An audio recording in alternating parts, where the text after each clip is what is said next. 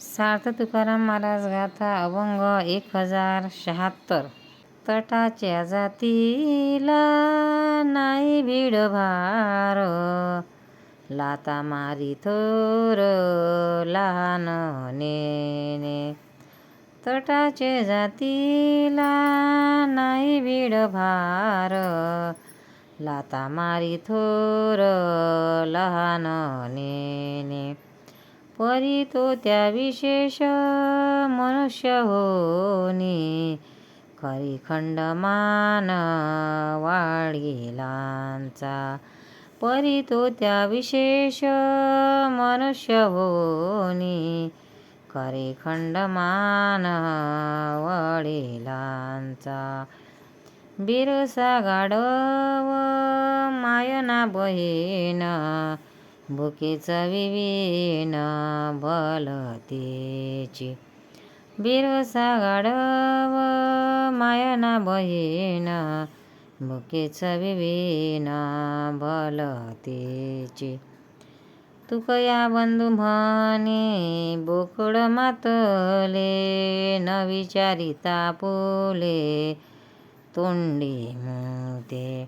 तुकया बंधू म्हणे बोकड मातले, न विचारिता आपुले तोंडी मुते. तटाच्या जातीला नाही भीड भार, लाता मारी थोर लहान नेने. अर्थ: तटाच्या जातीला काही भीड नसते, म्हणून लहान थोर न पाहता वाटेल त्याला ते लाथा मारते. परंतु मनुष्य असून जो श्रेष्ठ मानखंडना करतो तो त्या तटापेक्षाही नीच आहे असे समजावे.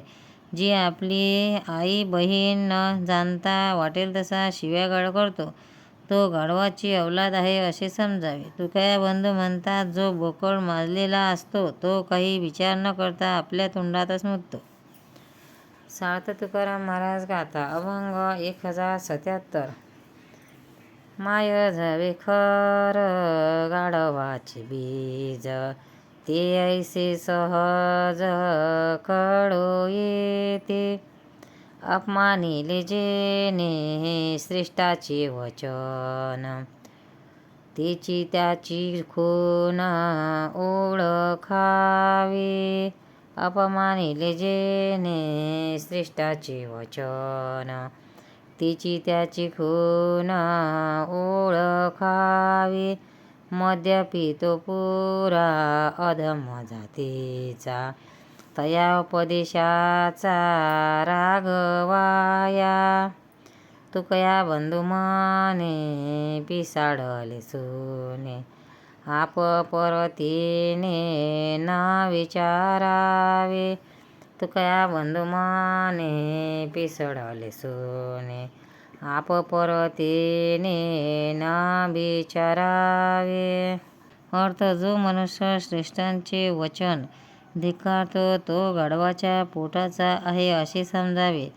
जो दारू पिणारा आहे तो अधम जातीचा असतो. त्याला जर कोणी चांगले शिकवले तर तो त्याच्यावर व्यर्थ रागावतो. तुकया बंधू कान्होबा म्हणतात, पिसाळलेले कुत्रे कोणालाही चावते, त्याला आप पर कळत नाही. सार्थ तुकाराम महाराज गाथा अभंग 1078. मत्स्य कूर्म शेषा कोणाचा आधार, पृथ्वीचा भार वाहावया. मत्स्य कूर्म शेषा कोणाचा आधार, पृथ्वीचा भार वाहावया. काय धाक आम्हा कसयाची चिंता, ऐसा तो असता साहाकारी. काय धाक आम्हा कसयाची चिंता, ऐसा तो असता साहाकारी. शंख चक्र गदा अयोध्या पार, वागवितो भार भक्तासाठी. शंख चक्र गदा अयोध्या पार, वागवितो भार भक्तासाठी. पांडवा जो हरी राखिले तो हा बंधूचा कैवारी तू कया. पांडवा जो हरी राखिले कसरी तो हा बंधूचा कैवारी तू कयाचा. मस कर्मशेषा कोणाचा आधार. अर्थ या अभंग ही कानवाचा आहे. ते म्हणतात मत्स्यकूर्मशेष हे मोठे अवतार झाले, त्यांना कोणाचा आधार आहे. त्यांना ज्या देवाचा आधार आहे तो आमचा सहकारी आहे. म्हणून आम्हाला कोणाचा धाक नाही व चिंता नाही.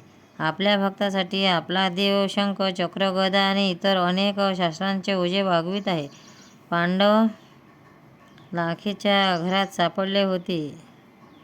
त्यावेळी मोठ्या युक्तीने त्यांना विवरातून बाहेर काढून त्यांचे त्याने रक्षण केले. तो देव माझा कैवारी आहे. सार्थ तुकाराम महाराज गाथा अभंग 1079. राम म्हणता काम क्रोधाचे दहन होय अभिमान देश धडी. राम म्हणता काम क्रोधाचे दहन होय अभिमान देश धडी. राम म्हणता कर्म तुटेल भवबंधन नये श्रमशीन स्वप्नासही.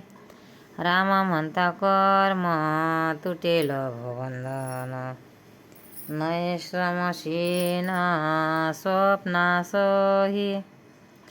राम म्हणता जन्म नाही गर्भवास नवे दारिद्र्यास पात्र कधी.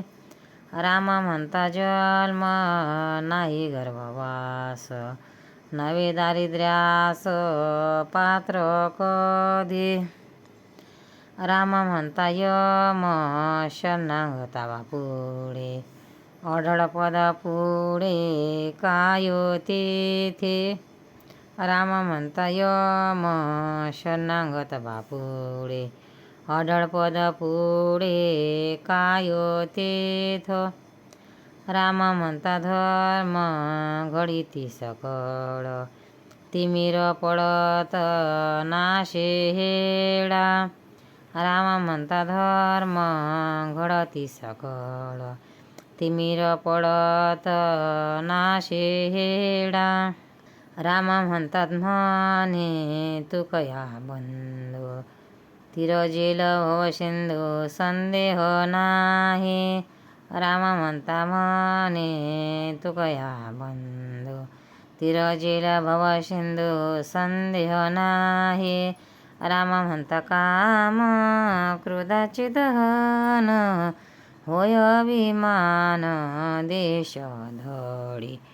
अर्थात तुकारामांचे बंधू कानबा म्हणतात राम नाम घेतले की काम क्रोध जळून जातात, अभिमान पडदाळ होतो, देशधडीच लागतो. रामनामाच्या योगाने कर्म तुटेल, भवबंधन सुटेल आणि कोणतीही श्रम स्वप्न देखील होणार नाहीत. रामस्मरणाने गर्भवास आणि जन्म नाही, दारिद्र्यही नाही अवश्य होईल. रामनाम घेतले असता यम गरीब होऊन शरण येतो आणि त्या योगाने जो अमरपणा प्राप्त होतो त्याच्यापुढे ध्रुवाने मिळवलेले अढळ पद देखील तुच्छ आहे.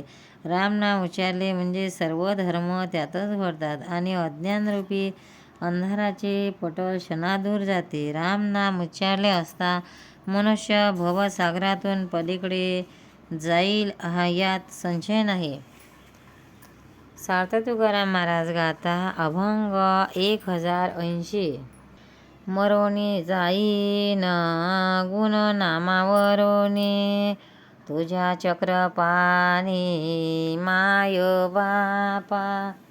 मरोनी जाईन गुण नामावरुनी तुझ्या चक्रपाणी माय बापा. चुकविली दुखे मायेचा ओळसा तोडोनी आशा पाशतेने. चुकविली दुखे मायेचा ओळसा तोडोनी आशा पाशतेने. केली काय आतन हिवसी शीतळ, चिंता तोडमळ नाही ऐसे. केली काय आतन हिवसी शीतळ, चिंता तोडमळ नाही. काळे तोंड काळ करोनी राहिले, भूत मात्र झाले सज्जन सखे.